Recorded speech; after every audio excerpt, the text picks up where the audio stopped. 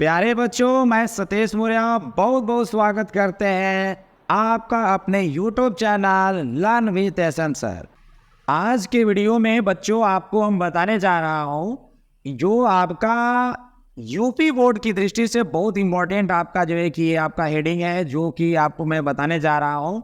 आप किसी भी क्वेश्चन बैंक हो गया या अनसॉल्व पेपर हो गया या बोर्ड के पिछला पेपर उठाकर देखेंगे तो आपको इस तरह का जो हेडिंग आज बताने जा रहा हूँ, लेंस मेकर सूत्र जो बताने जा रहा हूँ, ये कहीं न कहीं बहुत बोर्ड की दृष्टि से इम्पोर्टेंट है। और मेरा भी मानना है कि इस बार आने की ज़्यादा संभावना बनता है लेंस मेकर सूत्र, क्योंकि अदर डेरिवेशन तो दे रखा है, लेकिन ये डेरिवेशन मेरा मानना है कि ये आपका इस वर्ष आने का ज़्यादा संभावना है, आ सकता है बच्चों।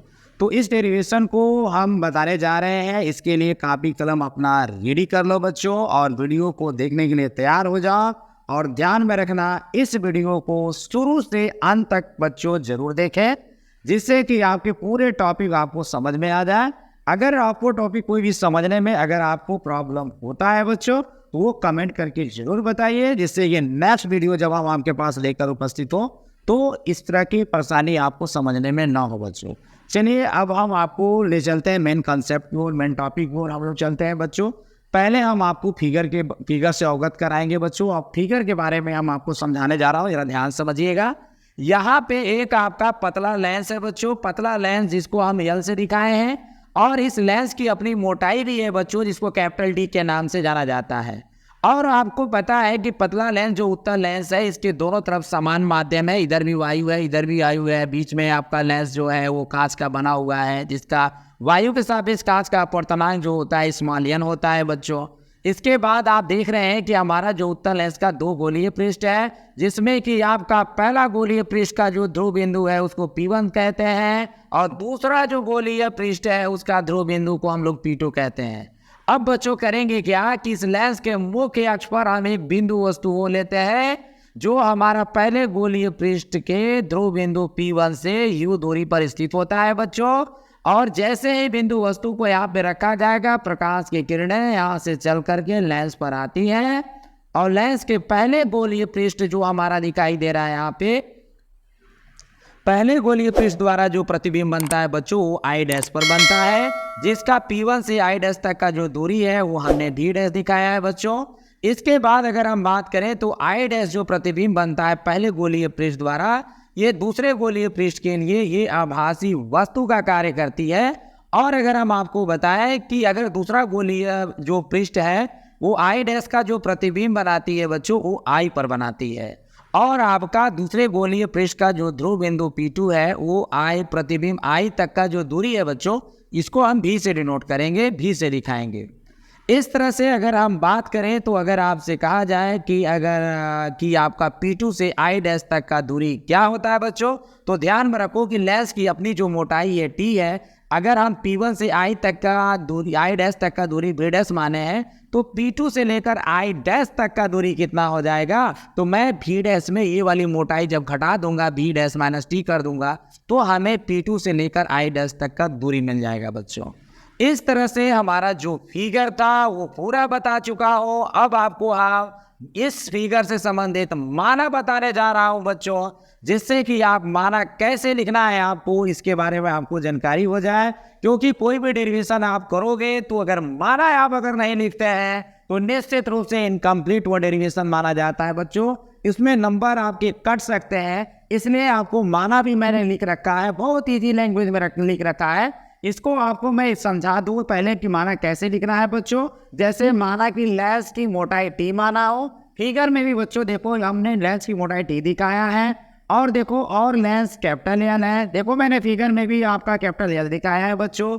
और बिंदु वस्तु O है, यहाँ फिगर में देखो मैं वो के अक्ष पर एक बिंदु वस्तु O लिया हूँ बच्चों, जिसका प्रतिबिंब पहले गोलीय पृष्ठ द्वारा आई डैश पर बनता है। जैसे कि पहला गोलीय पृष्ठ है, जो हमारा जो प्रतिबिंब बना रहा है वो आई डैश पर बना रहा है बच्चों। और यह दूसरे गोलीय पृष्ठ के लिए, यानी ये वाला गोलीय पृष्ठ के लिए, ये हमारा जो है आपका आभासी वस्तु का कार्य करती है, जिसका प्रतिबिंब आई पर बनता है। जैसे आई डैश का जो प्रतिबिंब है दूसरा गोलीय पृष्ठ है जो बच्चा, वो आपका आई पर बन रहा है। अब आगे अगर हम बढ़े तो आप देखेंगे जब लेंस के दोनों तरफ माध्यम क्या है, समान है, लेंस के दोनों तरफ समान माध्यम हो तो इसके मतलब लेंस के दोनों तरफ समान माध्यम है बच्चों। अब हम आपको माना से और आगे बढ़ाते हैं, जो कि हम मैथमेटिकल टॉपिक पर आते हैं, जो हम सिद्ध करके आपको बताऊंगा कि वास्तव में लेंस मेकर सूत्र जो होता है वो कैसे सिद्ध किया जाता है। जैसे पतले लेंस द्वारा प्रकाश के अपवर्तन का सूत्र भी बोला जाता है और इसे लेंस मेकर सूत्र के भी नाम से जाना जाता है बच्चों।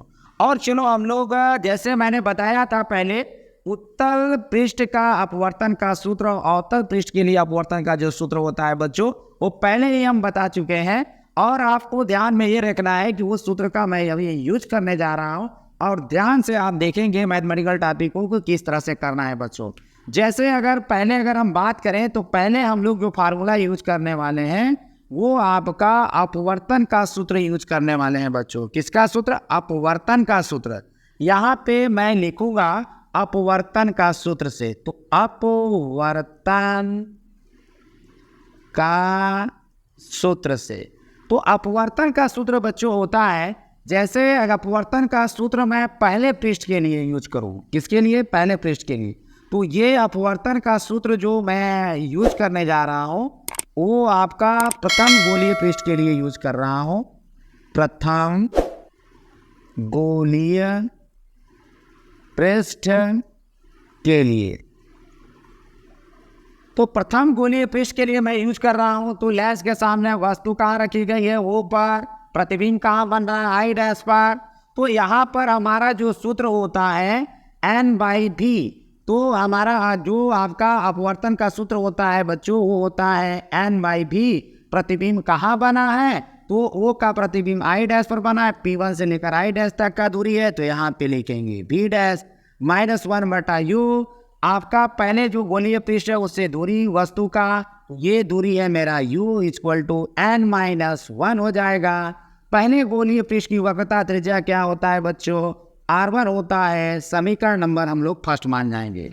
इसके आगे अगर हम बढ़ें तो हम दूसरे पृष्ठ पर आएंगे बच्चों। दूसरे पृष्ठ पर तो यहाँ पे लिखेंगे कि दूसरे गोलीय पृष्ठ के लिए, यहाँ पे हम चलने वाले हैं आगे और यहाँ पे लिखूंगा दूसरे गोलीय पृष्ठ के लिए।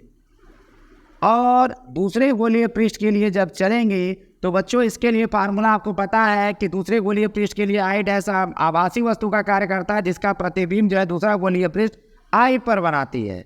तो ऐसे केस में अगर हम देखें तो आपको मैं कह रहा हूँ यहाँ पे फर्स्ट पृष्ठ के लिए वायु से कांच में जा रहा था प्रकाश, तो उसके लिए अपवर्तनांक हमारा जो था n था। लेकिन जब आपका दूसरे गोलीय पृष्ठ की बात होगा तो कांच से वायु में जा रहा है तो हमारा n चेंज हो जाएगा 1/n में। तो बच्चों मेरा जो अपवर्तन का सूत्र फिर हम दूसरे गोलीय पृष्ठ के लिए लागू करने जा रहे हैं। यहाँ पे अपवर्तनांक, तो अपवर्तनांक हमारा कांच से वायु में जा रहा है प्रकाश, तो 1/n। इसी के बटे प्रतिबिंब का स्थिति, दूसरा गोलीय पृष्ठ जो प्रतिबिंब बना रहा है आई पर, तो यहाँ पर आपका P2 से लेकर आई तक का जो दूरी है बच्चों v है, -1/, वस्तु का स्थिति, तो आई डैश वस्तु का काम कर रहा है दूसरे गोलीय पृष्ठ के लिए, तो P2 से आई डैश तक का जो दूरी है उसे v डैश -t लिखेंगे बच्चों। इसके आगे अगर हम बढ़ेंगे तो हमारा अपवर्तनांक n के जगह पे मैं 1/n लिखूंगा, -1 बटे दूसरे गोलीय पृष्ठ की जो वक्रता त्रिज्या होगी उसको R2 से दिखाएंगे बच्चों। दूसरे गोलीय पृष्ठ के लिए हमारा जो अपवर्तन का सूत्र बनेगा बच्चों, हमने बताया है कि ये आपका कहाँ से वायु में जब प्रकाश गिरा जाएगा तो अपवर्तनांक का व्युत्क्रम हो जाता है, n चेंज हो जाएगा 1/n में, तो अपवर्तनांक की जगह पे 1/n। प्रतिबिंब का स्थिति दूसरा गोलीय पृष्ठ हमारा आई डैश पर बना रहा है, तो नहीं आई पर बना रहा है, तो आई पर बना रहा है बच्चों, तो यहाँ से लेकर यहाँ तक की दूरी v ले लूंगा, -1 बटे वस्तु की स्थिति, आई डैश वस्तु का काम कर रहा है तो मैंने दूरी ले रखा है P2 से लेकर आई डैश तक, v डैश -t यहाँ पे है = या 1/n -1/R2। अब इसको हम लोग समीकरण नंबर बच्चों मान जाते हैं सेकेंड। इसके बाद आगे क्या करूंगा कि समीकरण 2 में हम n से गुणा कराएंगे। n से गुणा हम करा रहे हैं तो देखो कैसे कराएंगे। जब अंश में n का गुणा होगा बच्चों तो n से n कट करके ये हमारा जो रिजल्ट है वो हो जाएगा 1/n 1/b हो जाएगा, माइनस यहाँ पर अगर 1 का गुणा इस पद में होगा गुणा तो n बटा हमारा b डैश माइनस t हो जाएगा बच्चों, इक्वल टू n का गुणा अंश में करा दीजिए तो 1 माइनस हो जाएगा n बटा r2 हो जाएगा बच्चों। अब हम लोग करेंगे क्या, 1/b minus n upon b dash minus t equal to minus common लेकर n माइनस 1 अपॉन r2 लिख दीजिए। ये न्यू एक इक्वेशन बनेगा जिसका नाम है समीकरण 3। अब क्या करेंगे बच्चों, यहाँ पर v डैश और t में कंपेयर करेंगे। पतला लेंस है जिसकी मोटाई स्मॉल t बहुत कम आपको डिस्टेंस को प्रदर्शित कर रहा है, इसलिए हम लोग क्या करेंगे, यहाँ पे कंपेयर कर देंगे v dash is greater than small t। इसका मतलब v डैश स्मॉल t के तुलना में बहुत बड़ा है, यानी t बहुत छोटी दूरी हो गई जिसको हम नगण्य मान सकते हैं। नगण्य मानने का मतलब फार्मूला में हम 0 उसके स्थान पर रखेंगे बच्चों। 1/b minus n upon b dash और इसके जगह पे 0 कर देंगे is equal to minus n minus 1 upon r2। आगे देखिए 1 अपॉन b minus n upon b dash equal to minus n minus 1 upon r2। एक न्यू इक्वेशन बनेगा बच्चों जिसको हम समीकरण नंबर 4 मान जाएंगे। तो बच्चों यहाँ पे हमारा 1/b minus n upon b dash equal to minus n minus 1 upon r2 समीकरण नंबर 4 बन चुका है बच्चों। इससे पहले मैं आपको समीकरण नंबर 1 बताया था, उस पर ध्यान दीजिए। n बटा b dash minus 1 upon u equal to n minus 1 upon r1 आया था बच्चों। और इसमें हम लोग करेंगे क्या, आगे हम लोग करने वाले हैं, इसको आप जोड़िए। समीकरण हम फर्स्ट में जोड़ेंगे 4th को, और जोड़ने के बाद बच्चों यहाँ पर अगर आप देखो v डैश वाले टर्म पर ध्यान दो, यहाँ पे minus n upon v dash है, समीकरण 1 में प्लस का n अपॉन v डैश है, तो ये वाला टर्म्स n बटा v डैश है समीकरण 1 में जो आ रहा है, और समीकरण 4 में जो minus n upon v dash आ रहा है, ये कटेंगे बच्चों। तो जब आप 1 में 4 को जोड़ेंगे तो LHS में जोड़ेंगे, इसका इस मान में जब इसको जोड़ेंगे तो यह वाला मान इस मान से कट जाएगा, और यहाँ पे हमारा हो जाएगा 1/b माइनस 1 अपॉन हो जाएगा u इक्वल टू RHS में आओ बच्चों। तो यहाँ पे जब इतना माइनस इतना होगा या इतना प्लस इतना अगर हम जोड़ेंगे तो जोड़ने के बाद क्या होगा बताओ, इसमें आप n माइनस 1 कॉमन ले सकते हो। उसके बाद आप इसमें जब भाग लगाओगे n माइनस 1 से तो 1 अपॉन r1 आएगा बच्चों, माइनस उसके बाद आप समीकरण 4 के RHS में जब भाग लगाओगे तो माइनस ए वाला तो आएगा है, और n माइनस 1 कट जाएगा, 1 अपॉन हो जाएगा r1 बच्चों। इसके बाद अगर हम देखें तो आप देखोगे कि बच्चों इसके आगे बढ़ने से पहले हम करेंगे क्या, कि ये हमारा जो इक्वेशन नंबर है 4, इसके बाद आ रहा है इक्वेशन नंबर 5। इसके बाद हम एक कंडीशन देंगे बच्चों, जरा ध्यान से देखिएगा। कहेंगे यदि वस्तु अनंत पर